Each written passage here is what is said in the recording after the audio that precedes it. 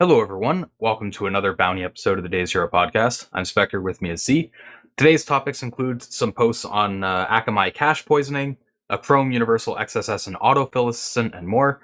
And yeah, so we'll start off here with with a post by Trenchant, Ben McBride at Trenchant, and it's coming out of Pwn2Own Miami ICS, and mostly talks about exploring a hitherto mostly unexplored attack surface in the form of file support and Iconic's Genesis 64.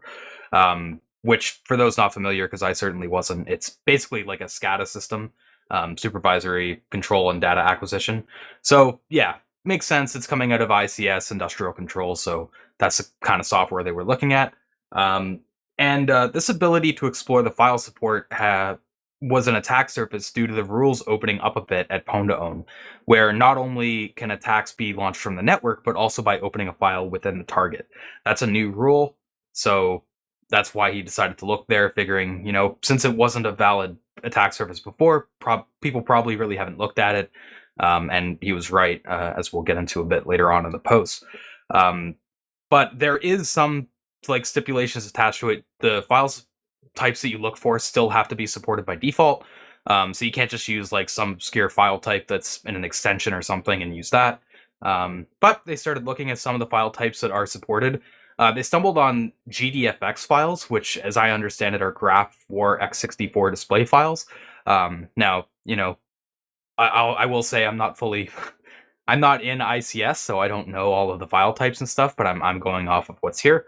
But he goes through some of the file formats a bit here, and he found that the GDFX files had some interesting tags, which could execute JScript. So we tried to take advantage of this to do something useful, but the file would fail to open properly unless the user was logged in and authenticated, so that was kind of out. But he ended up finding a slightly different file type, which is TDFX template files, also supported script code tags, and that didn't require any auth to load. So it seems to be a pretty straightforward access controls issue where TDFX with scripts were supported without authentication. It's about as reliable of an exploit as you can get because it's kind of a higher level logic issue. Towards the end, it's kind of funny. He admits that he wasn't expecting this bug to survive until Pwn2Own. So he was contemplating just reporting it right away, seeing what he could get through it through ZDI, which pays out a lot less. But he ended up getting busy with stuff and he took his chances. And even though 6 other people, 5 of which went before him in the competition, targeted Genesis 64, there was no collision on this vulnerability. So, I guess just kind of underscoring that point that it's not really an area that people were looking at. Maybe they weren't as familiar with that amendment to the rules, so they didn't realize that attack surface was viable. But yeah, Or, I mean pretty cool exploit. Another take is that could have been an area that everybody assumed was already picked over. Even though it was kind of a new area. I mean, can't really get inside their heads too much, but I did think that was the most interesting part of this write-up. Because honestly, the vulnerability isn't all that crazy. File format, very permissive. They just launched the ActiveX object. Haven't seen ActiveX mentioned in an exploit in a while, so that was kind of fun, but a very straightforward issue, so that wasn't too interesting. But the survival of the exploit, just the fact that nobody else went after was genuinely surprising, and I think it is a good reminder of the fact that we often do, make assumptions about where vulnerabilities are. Sometimes those assumptions are wrong, and I think a lot of people tend to even shy away from looking at certain targets because they end up seeing other people have already looked here, so this is probably, going to be too hard for me. And, in this case, it's, a very easy vulnerability that they found here in a fairly obvious area, and yet nobody else had ended up finding it. So I think for a lot of people, it can even be just inspiration to just go and look. I mean, doesn't matter how successful you are. Odds are you'll find something if you just start looking at all of this random stuff. Yeah, it's kind of a common trap to fall into. Just be like, I don't want to waste my time looking at something everyone else is. And it is generally a good tip, like look where people aren't looking, but at the same time, it's easy to misjudge where people are actually looking. Because what you see publicly, like the public research is only half of the picture. Your views on that are going to be pretty biased on what's public. So yeah. But yeah, cool. It was able to survive through Pwn to own and survive long enough for him to be able to claim it because there was no collision. So yeah, that was definitely the cooler part of the post. All right, so we'll get into the worldwide server-side cache poisoning on all Akamai Edge nodes post. This was posted on Medium and yielded a $50,000 bounty. Impact is pretty high here, and I'll let Z get into this one. Yeah, and I'm not sure if that $50,000 bounty was I think that was from several different bounties, rather than just one $50,000 bounty earned. Because basically they found this huge issue in Akamai, and then Akamai doesn't actually pay out for issues. So they went looking for all of the bug bounties that were on it or using their CDN and exploit them in order to claim bounties that way. Yeah, similar to some of the smuggling stuff we saw at like Port Swigger and stuff like that. Yeah. Yeah, so talking about it, issues kind of simple, kind of surprising.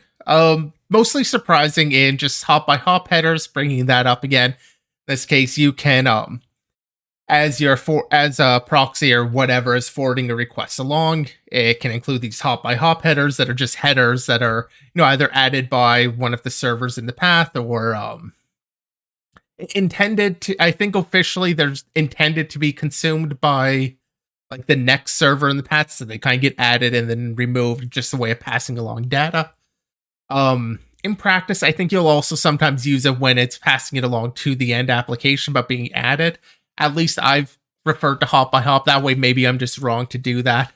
Either way, one of the other things you can do is if you have a custom header that's added that should be removed when it's being proxied, you can use the connection header to specify, like, remove this header when you forward this along.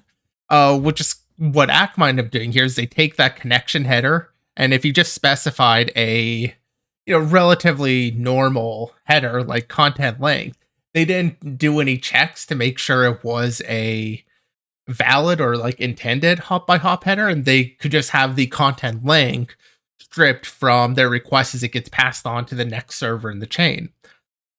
What that basically let them do is by sending that connection content length, they would drop that header, and that would end up meaning, either like a zero body type of request, and their next body would actually get interpreted, or sorry, not the next body, the body of that request would get interpreted as the start of a brand new request. They did this attack using both options and get verbs. Get seems a little bit weird because get generally isn't going to have any body. I forget if the spec allows body or having a body, but gets with a body, have been seen before, and basically they managed all this attack, and what they got out of it was basically request smuggling. And that's request smuggling between Akamai servers, because you had like the caching server in front. There may have been other servers in play here too. I don't know all the internals of Akamai, but they had at least like a caching server, and then they had some other server that would then redirect it to like your actual target. This is working like CDN, so all the traffic comes in there, gets the cache response.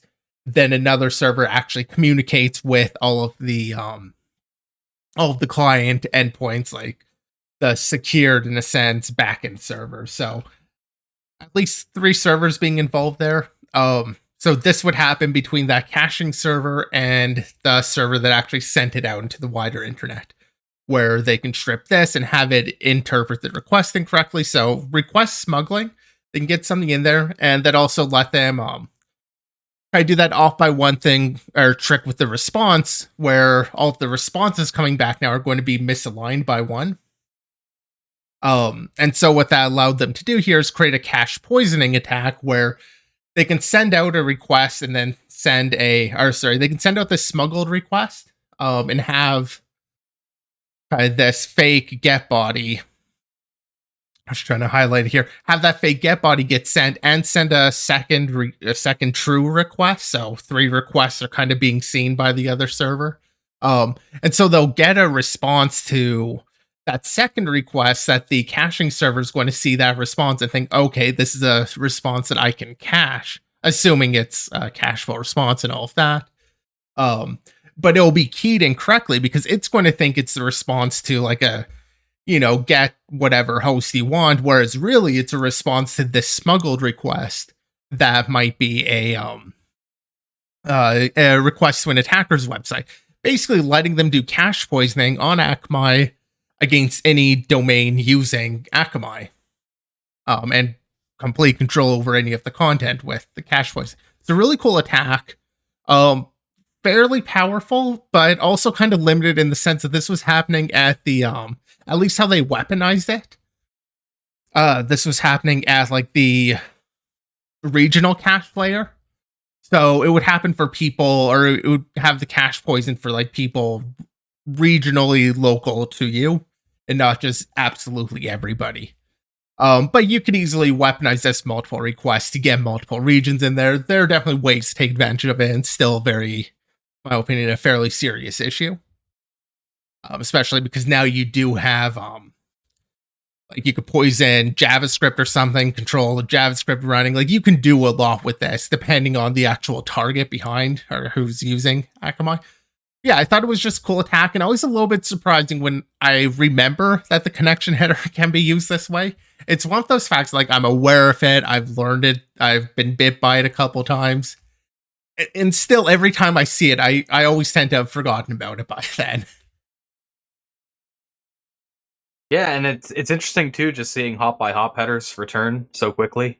We just talked about them like last week or whatever, in the Portswigger post, I believe. So yeah, I mean, it's again, I said it then, and I'll say it again. Like hop by hop headers are just one of those things that are really difficult to handle. It's not surprising that different servers and interpreters just can't parse it properly. So yeah, that might have even been kickstarted. Or kickstarted some of this research too. I'm not sure, but yeah. And yeah, like Akamai is an interesting target too. It's not one we've really seen, at least on the podcast before. It's pretty widely used in industry. They provide a lot of services to different companies, so it's definitely a high impact target to look at. Yeah, I think Cloudflare is probably the more popular kind of competitor in that area, but I want the last time we would have a small fish though. Yeah, I think the last time we really would have called out Akamai was maybe like the T-Rex paper, the request smuggling thing.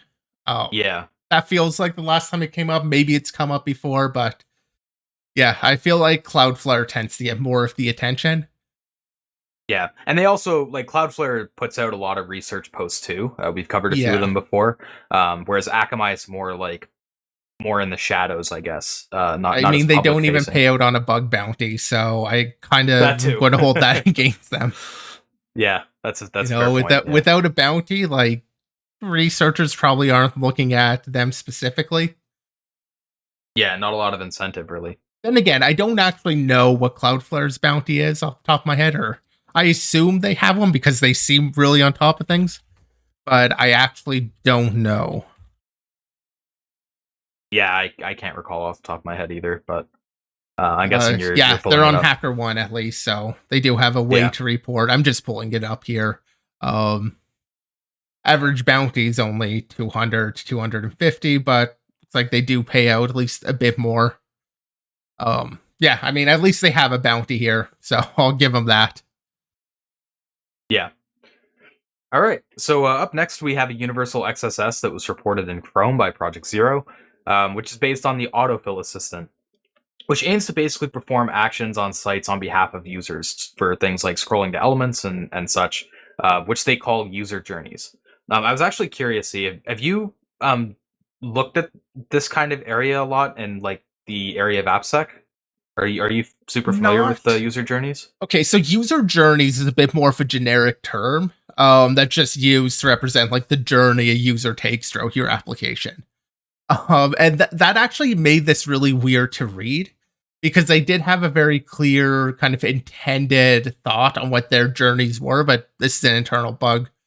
I mean, it's exposed externally, but like it's basically all in house here. So yeah, like the user, it did confuse me a little bit. I kind of had to try looking into the code a little bit to understand exactly what was going on. And I will say the autofill assistant itself, I don't think is supposed to really be like scrolling through to different navigation items, but the other feature in here, the trigger scripts and all that, that kind of has that support because other flows may do that. But the autofill assistant, I believe, is just like their password manager type autofill assistant. Like, I mean, So passwords, credit card. Sorry, go ahead. So yeah, that's what I was thinking too. I was thinking it was for the password manager, but then they started talking about all the things it was capable of, and I was like, wait, are they talking about something else? Because I know like there's Google Assistant too, and I didn't know if it had to do with that. I tried looking into it a little bit, but I couldn't really find anything. No, I So believe this has to do with that. At least that was my understanding. I did dig into the code a little bit, although it all seems like it's changed since this report came in, because this report was actually in June, so there's been a bit of time for things to change. I believe it deals with that, but kind of the underlying functionality of these assistants and all of that is more powerful. that's how I read it too. It's kind of like it's taking advantage of Autofill's assistant's access to this attack surface, basically. Um, so yeah, it's a bit of an interesting report in terms of like what it allows you to do, and um, it's all of that isn't fully explained because it is a bug report, right? It's not a write up or something, so you don't have the background on that unless you're familiar with it, or at least not all the background. But yeah, I mean, getting to the basics, navigation requests to trigger journeys should only be possible from a Google subdomain, not any untrusted domain. And the way these user journeys can be carried out, or at least one of the ways they can be carried out, is on Android via intents. So a page can just navigate to an intent URI and trigger a journey, but those requests are supposed to be from like a Google domain, a trusted source. The problem is their check only determines determines that the mainframe of the navigated tab is hosting a Google page. So if an attacker opens a Google page and uses that for the intent, they can just use that to navigate to the intent URI. The other bypass mentioned is just get your attacker link somewhere on Google and set up your attacker server to redirect the user to the intent URI. That one is a bit more of like a theoretical attack. They speculate on how you could do that, maybe using something like Google Sites. But yeah, that's just something they kind of mention as another way you could potentially get around that, but Yeah, not fully fleshed out. the requirement is just like on any, so that's google.com or any subdomain of google.com will pass that check. So like there is potentially a good deal of attack service there, but Google is pretty good about trying to keep any user content off of their main domain and on like Google usercontent.com or whatever that domain is, their sandbox domain. But I Yeah, did they're think it was generally pretty smart about how they have it set up. yeah, I did think it was a fun bypass though, just the fact that you could, just open the tab, keep a handle to it, and kind of similar to tab napping, where you'd open the tab and change it a little bit later. Doing the same thing here to bypass the check. And that's like, in Chrome itself. Very not that I mean, I don't know what bugs I generally expect with Chrome outside of the memory corruption ones. But it just seems like a really simple issue or really obvious issue for them to have there. And I mean, we get into further things later on that actually weaponize this, but it starts off with a pretty simple bug. Yeah, so from there, it's possible to manipulate parameters and intent requests, which is what they get into at bullet point 2 here.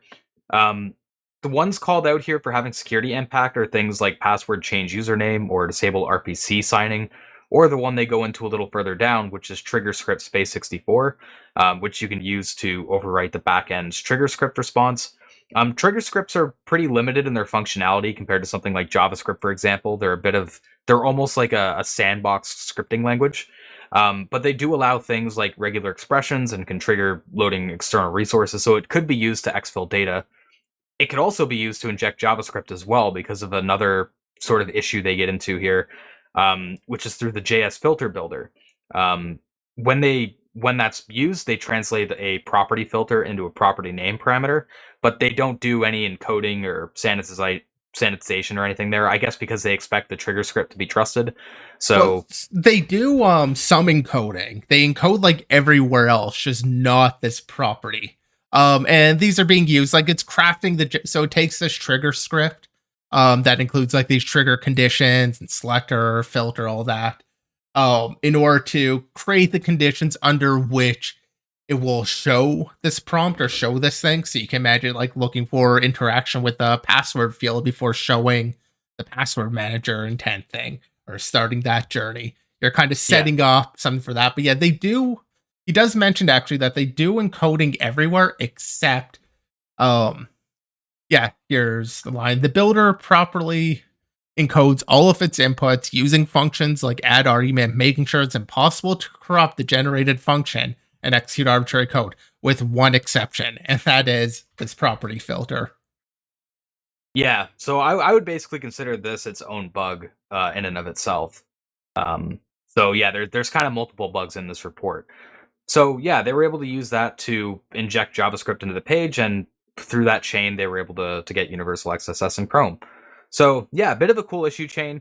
Not an area I'm fully familiar with like the journeys and the autofill assistant, but still, you can get the general idea behind the vulnerabilities here and what the attack is. And yeah, I mean, Yeah, whenever you're I talking about thought it something like was. Chrome with the universal XSS, it's always worth talking about. I thought it was a really neat chain. I'm curious as to like the order of discovery here. Like, what was the bug that kind of started him looking for this? Did he find this property aspect where the trigger scripts could corrupt it, and then kind of work backwards to find a way to control a trigger script? Or, did he have that first one and like work deeper to figure out what he could do with it? I'd kind of be interested in how it was discovered a little bit more. But as a bug or as an exploit, it's also really interesting because it's not like this sort of instant, you land on an attacker page and you get XSS. This, because you're setting these trigger scripts that get included on whatever pages you're visiting, you can set a trigger script here and have code execution on any website as long as they have to visit the attacker's page once. But then they're basically installing this backdoor that gets them XSS on any website. And this can inject into any website you visit. It's not, there are really no limitations. So it can impact any website at all. Like very damaging. Yeah, it's a pretty unique attack surface in that respect. Yeah, I think it's a really cool finding. Yeah. All right, so we'll get into our last article here, which is a bug in the Aurora crypto protocol, which I think we've talked about a few times before. And again, just like those previous cases, the bounty was really high here at $1 million in Aurora tokens. And Z, I'll let you get into this one. Yeah, that's $1 million in Aurora tokens streamed linearly over a year. So like they're not just handing it out instantly, it's coming to them kind of consistently, but still, as is often with these sort of bounties, as is often the case with smart contract stuff. Yeah, huge bounty off of it, but of course they have to actually pull it out to, I guess, realize the profit off of it. As far as the bug goes, I am going to admit that it's a little bit over me, or over my head. I think I have a reasonable understanding over this one. It doesn't seem super complicated, but there are some details, and probably some mechanisms, some nuances that I am probably just not grasping about this one. And the first thing is just kind of a little bit of the complexity of the environment itself. This is a vulnerability in the Aurora engine, which is a individual smart contract that is running on the Near blockchain, which is, separate from like Bitcoin or Ethereum and stuff. The thing is, the Aurora engine is an implementation of the Ethereum virtual machine. It is bringing basically Ethereum and adding support for Ethereum smart contracts inside of its own contract on the Near blockchain. So there's kind of this layer of abstraction, or like, I think they call it like a layer 2 blockchain. It's a blockchain on top of another blockchain. So a little bit complex there. And one of the things they add is, of course, EVM and Near kind of have different tokens, different standards, or Ethereum and Near. One of the features here is they do have this FT on transfer function, which is fungible token on transfer, can be used to transfer NEP 141 token, which is the near kind of equivalent of ERC20. Both of them are just supposed to be like that fungible token. And roughly like the same idea, just on different chains. So you can transfer your near token onto Aurora engine and its equivalency with EVM or with Ethereum. And so in doing that transfer, you can also specify in the arguments here. Let me see if I can find. Yeah, you've got like, sender ID, amount, message. The message itself ends up being used later on. But ultimately, what you're able to do is you can specify a fee. And that fee is what's supposed to be paid by the recipient to the relayer of the message. So not necessarily the sender, but an attacker could be the sender also. And just like this is how many tokens you're supposed to give the message relayer just for kind of doing their job or whatever. The problem is that as an attacker, you can just craft a message transferring your token to anybody because you don't need the you don't need the permission of anybody to transfer a token to them. You only need the token owner, just needs to transfer to them. You can't there's no complete way to just block anybody from giving you anything. So you can transfer it to anybody, and then you say there's this fee that they have to pay you. So you send them a worthless token, you mint your own token, like the NEP 141 thing. You can map it onto the EVM, which again, token owner can map that wherever they want. It's not like permission. There's no real permissions around that. So they map in that they send it over to their victim saying, here's the fee, now pay me my fee. And the Aurora engine will gladly just give you the fee out of its funds. So basically, that's for sure. I mean, basically, you're just charging somebody for receiving your worthless token. At least that's the way it seems to be. I'll admit there is probably some nuance I'm missing here over how the chain works. I have started digging into the smart chain contract auditing, but I'm not quite. There are some details I still lack on. So I want to say, give this a read. It seems like they have quite a few details here, but I did have to kind of dig into some other areas to try and fully get it. I apologize if I've kind of messed this up, but feel free to hate on me in the comments or something if I really screwed this one up. But it seems like it's just the case of attacker controls the fee and can basically specify up to UN 64-bit max or whatever. There is kind of the max value there, but each transaction they could just pull out some Ethereum from the Aurora engine. Definitely summarized like that. Attacker can force you to pay them a fee for giving them a worthless token. It's a fun way to summarize any attack. Yeah, and to be fair, when you're talking about a system like Aurora, there is a lot of complexity built in. You kind of have these different layers where it's dealing with near blockchain, which is based in the EVM, which is Ethereum, and then there's so many different layers of abstraction you have to get through, which I guess is kind of often the case in crypto, but in this case it's more extreme than I've seen in some of the other crypto-based topics we've covered. But yeah, I mean, the way the attack works out is pretty funny if you can just charge fees for useless tokens that you send. It's kind of a funny attack in that respect. And obviously, the impact is pretty high there. You could end up taking about as much money as you wanted to from users on the Aurora chain, and that's why they paid $1 million bounty on it. Yeah, so. well, it was limited. I think the full payout was something 18 points. Given everything, it was 18 point some Ethereum per transaction. So there is a chance that if an attacker were actually trying to pull out a lot of Ethereum, It would probably be noticed. Yeah, there's a chance that things kind of get noticed, and I would hope then so. they can kind of take action from that. But still, I mean, it doesn't. You can transfer. Like, one of the things about the Near protocol is that it's faster than like EVM or Bitcoin or anything. It's I think they talk about finality in something like 2 seconds. So like it's a lot faster to actually get your transaction in and through compared with some of the other chains like that, and the fact they can process something like 100,000 transactions per second. So like there's a lot of room to get quite a bit through very quickly. Obviously Yeah, it means enough your that they tax can saw run it fast too. worth to give that million Aurora dollar, or yeah, the coin was I think Aurora's. I Yeah, I yeah, guess it Aurora would tokens. be, Yeah, or in Aurora tokens. So because Aurora's running on Near, I'm assuming that's probably tokens that can then be exchanged through Aurora for either ETH or for the Near tokens. I don't know. But yeah, I yeah. I'm guess not really in the that's crypto kind of area like either, so their personal currency. yeah.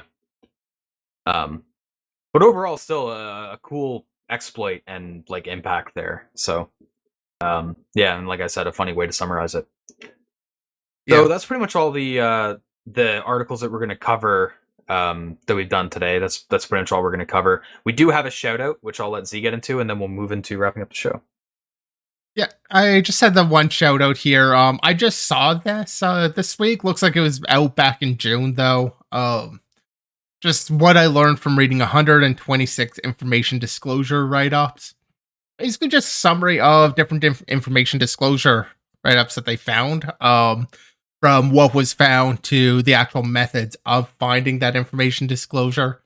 Had some interesting insights, especially if you're doing the bug bounty hunting yourself on things you can kind of look for. Even some thoughts on dorking. And yeah, I don't know. I thought it was a good, fairly brief read. I think I got through it in just a few minutes, but had a couple insights that are worth taking a look at if it's an area of interest to you. Apparently, they also did another similar write up on IDOR reports. I have not looked at that one, but yeah, just wanted to give it a quick shout out. All right, cool. So that's where we'll wrap it up. As always, thank you everyone who tuned in. You can catch the VOD on Twitch immediately or on other platforms like YouTube tomorrow. We also have previous podcasts up on Spotify, Apple Podcasts, and more links on Anchor. If you want to join our Discord and follow us on Twitter, links for those are down below or in the chat. Other than that, we'll be back tomorrow for the binary episode. That's at 7 p.m. Eastern, 4 p.m. Pacific, which is where we'll also cover the spot the vuln solution that was shown in the pre-stream. And that's also in the Discord for anyone who might have missed that. And yeah, so we'll see you tomorrow when we return for the binary podcast.